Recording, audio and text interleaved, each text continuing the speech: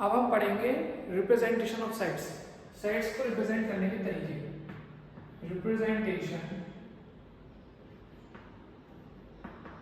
Of sets. देखिए दो तरीके होते हैं रिप्रेजेंट करने के। पहला होता है आपका रोस्टर फॉर्म और दूसरी होती है आपकी सेट बिल्डर फॉर्म।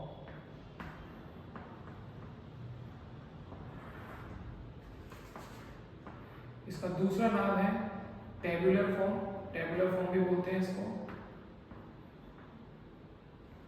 और इसका दूसरा नाम है रूलर फॉर्म।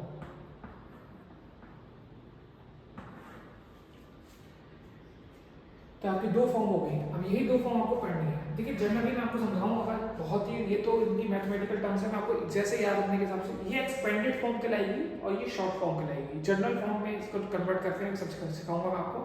और ये आपकी थोड़ी एक्सपेंडेड फॉर्म होती है। एग्जाम्पल बताता हूँ मैं आपको। जैसे कि मैं एक ही एग्जाम्पल से दोनों चीजें नोट करूंगा, इससे आपको समझ में आ जाएगा। फॉर एग्जाम्पल मैंने बोला a set of natural numbers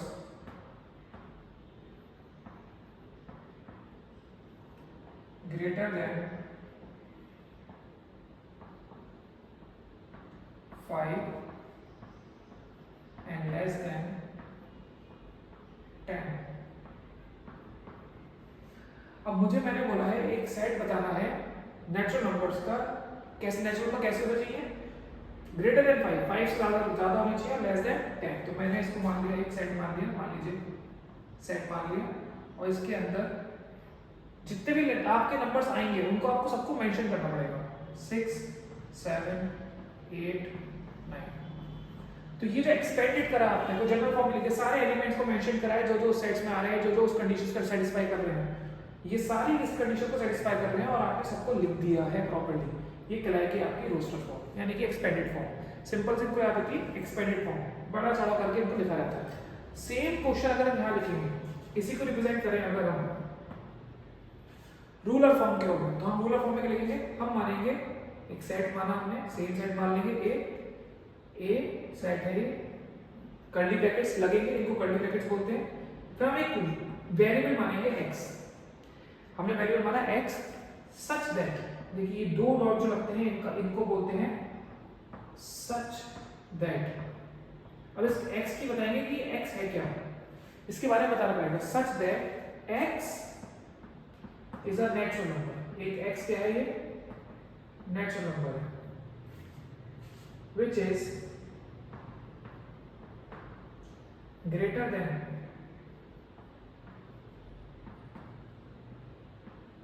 5 and less than 10।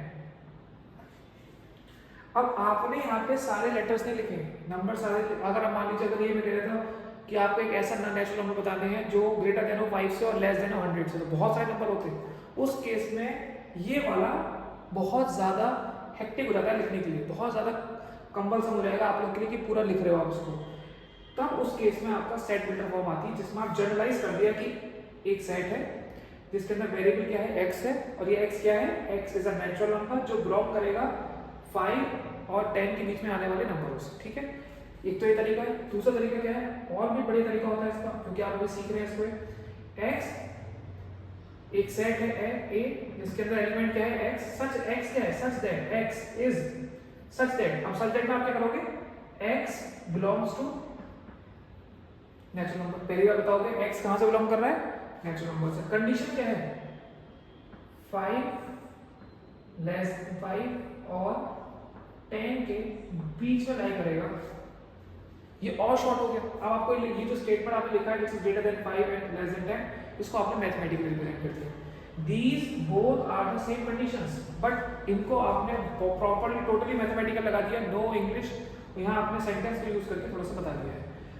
जब आप थोड़ा सा सीख जाएंगे प्रॉपर, देन दिस इक्वेशंस या this type of equations are more often used in the sets than these statements. Okay, note कर लीजिए। बहुत ही मैंने आपको बेस्ट वे में समझा दिया कि सेट बिल्डर फॉर्म और रूलर फॉर्म क्या होती है, रोस्टर फॉर्म और टेबुलर फॉर्म क्या होती है। इसके क्वेश्चन आप प्रैक्टिस कर सकते हैं। If you have any query you can comment in the comment box. But अभी आप इसको स्क्रीनशॉट ले लीजिए और कोई प्रॉब्लम आ रही है तो मुझे बताइए। आगे बढ़ने से पहले मैं आपको एक चीज इंपॉर्टेंट बता दूं एग्जांपल के तौर पे। फॉर एग्जांपल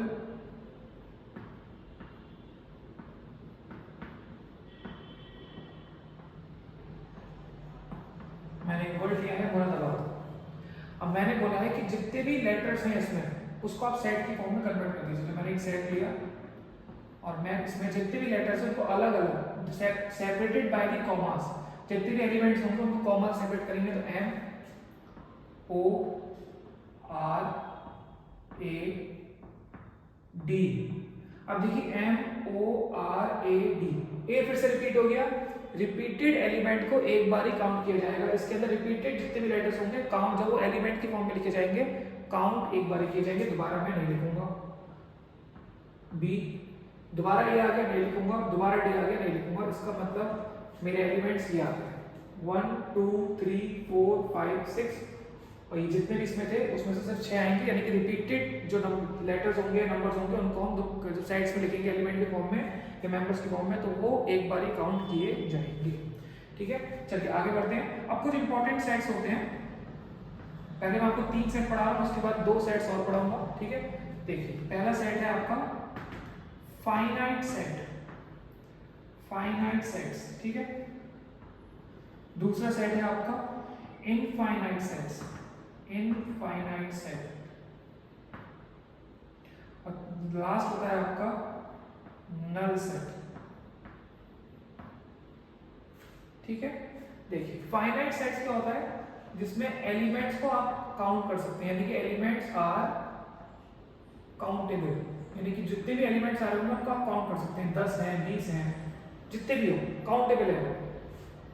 ये क्या होगा, एलिमेंट्स वो इनफाइनाइट सेट्स होते हैं जिसमें एलिमेंट्स को आप काउंट नहीं कर सकते, एलिमेंट्स आर अनकाउंटेबल। जैसे कि मैंने बोला सेट्स ऑफ नेचुरल नंबर्स। अब देखिए sets of natural number, you can't count the natural numbers. Natural numbers की काउंटिंग कहाँ, नेचुरल नंबर्स कहाँ तक होते हैं, 1 से स्टार्ट होते हैं इनफाइनाइट तक जाते हैं, तो इट्स अ इनफाइनाइट सेट्स। लेकिन अगर मैं इनफाइनाइट सेट होगी, अगर मैं बोलूंगा set of natural numbers up to the 100, तो 1 to 100 आप काउंट कर सकते हैं, 100 नंबर्स हो गए तो वो आपका फाइनाइट सेट हो गया। ठीक है, ये आपके फाइनाइट और इनफाइनाइट सेट्स हो गए।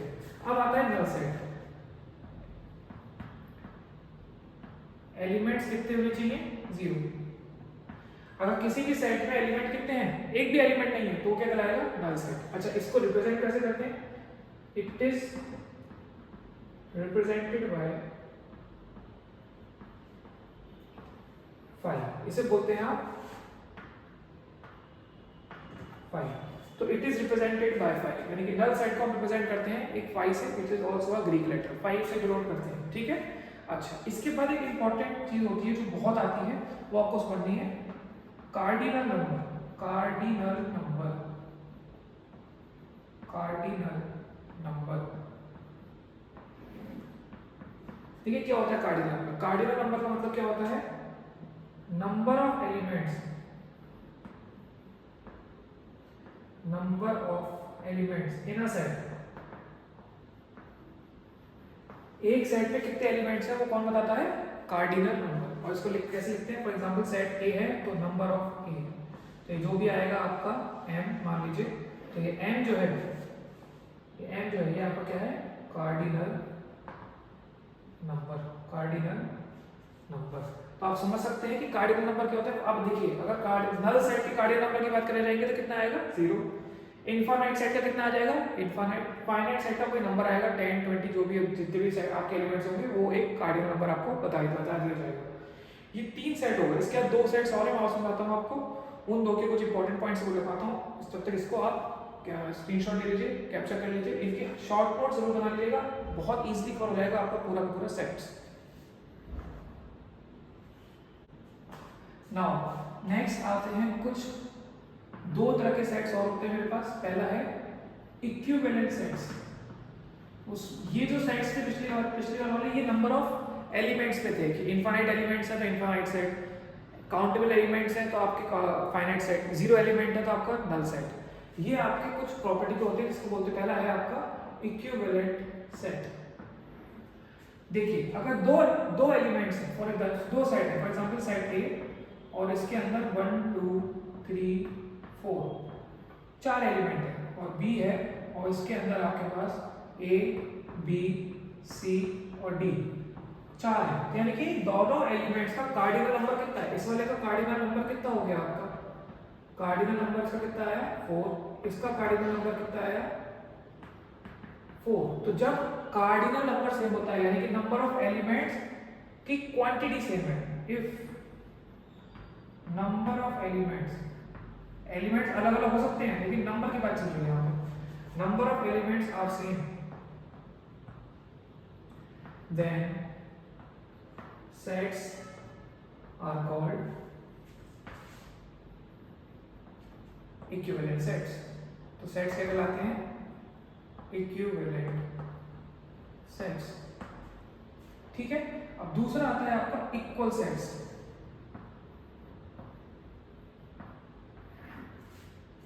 इक्वल सेट्स, तो इक्वल सेट्स के बारे में बताते हैं। जैसे कि देखिए इक्वल सेट्स का मतलब क्या होता है? फॉर एग्जांपल मैंने आपको दो वर्ड दिए हैं नोट्स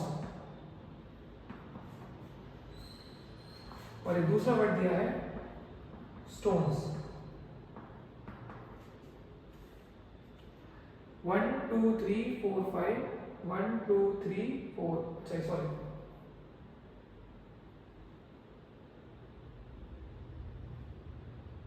1 मिनट मैं इसमें लिखता हूँ, इसमें एक दूसरा वर्ड में लेना पड़ेगा, STONE, स्टोन ले लेते हैं सर, स्टोन ये ज्यादा बेटर है, स्टोन लेते हैं। ठीक है, अब ध्यान से देखिएगा, मैं इसका एक सेट बना रहा हूँ, तो मैंने इसका एक सेट बनाया लेटर्स का, तो इसमें लेटर बने मेरे NOTES और दूसरा सेट बनाया मैंने B, वो है आपका स्टोन का, तो उसके अंदर STONE।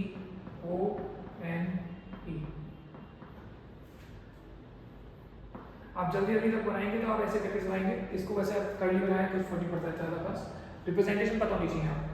तो देखिए A है, N है, O है, T है, S है, E है और ये भी 5 है और ये भी 5 है। जब कार्डिनल नंबर भी सेम हो यानी कि नंबर ऑफ एलिमेंट्स भी सेम हो और इंडिविजुअल एलिमेंट्स भी सेम हो, यानी कि इसके अंदर जो एलिमेंट आ रहा है वो इसके अंदर भी आ रहा है, तो ऐसे सेट्स को क्या बोलते हो? ये सेट्स आप हम क्या करेंगे? Equal sets. ये सेट्स कहलाएंगे इक्वल सेट्स। ठीक है, तो इक्वल सेट्स में आपके जो एलिमेंट की वैल्यू होती है वो भी सेम होती है, आगे पीछे हो सकती है, उससे भी करनी पड़ेगा, लेकिन जो इसके अंदर आ रहे हैं वो इसके अंदर भी आने चाहिए। अब देखिए इसी को में आपको एक नोट याद रखना होता है, ये कभी कभी आपके MCQ या एग्जामिनेशन रीजन में आ सकता है। ऑल द इक्वल सेट, जितने भी इक्वल सेट्स होंगे आर ऑलवेज इक्विवेलेंट सेट्स, वो हमेशा इक्विवेलेंट सेट्स होंगे, but reverse is not true, reverse is not always true. लेकिन ये जरूरी नहीं है कि अगर कोई इक्विवेलेंट सेट है तो वो इक्वल भी होगा, लेकिन अगर इक्वल है तो इक्विवेलेंट जरूर होगा। ठीक है, इसका एक स्क्रीनशॉट ले लीजिए, मैं हट जाता हूँ सामने से, और ये आपके सारे जितने भी सेट्स होते हैं वो आपके कवर्ड हो गए हैं। स्क्रीन ले लीजिए, कैप्चर कर लीजिए इसकी सेट्स की, जिसमें मैंने आपको समझाया, और उसमें आपका 50% जो सेट्स का 50 से 60% मान लीजिए 60% आपका खत्म हो चुका है कि सेट्स होते क्या हैं, कैसे रिप्रेजेंट किए जाते हैं, कलेक्शन सेट में डिफरेंस क्या होता है, टाइप्स ऑफ सेट्स क्या होते हैं, कार्डिनल नंबर क्या होते हैं, इक्विवेलेंट सेट क्या होते हैं, और आपका रोस्टर फॉर्म और सेट बिल्डर फॉर्म क्या होती है। इसके बेसिस पे आप क्वेश्चन एक्सरसाइज सॉल्व कर सकते हैं। मैं रिकमेंड करूँगा वो साइड बुक से सॉल्व करें, NCERT में इतने कुछ ज़्यादा क्वेश्चन प्रैक्टिस के लिए है नहीं। तो ये आपके सेट्स हैं जो आप कर सकते हो। उसके बाद आपका सबसेट सुपर सेट ये रह जाता है, और उसकी कुछ प्रॉपर्टीज है जो रह जाती है। सुपर सेट निकालने के, यूनिवर्सल सेट, पावर सेट निकालने के कुछ फॉर्मूलेज हैं वो रह जाते हैं, जो कि हम नेक्स्ट वीडियो जो कि आपकी इसके बाद आएगी उसमें कवर हो जाएगी।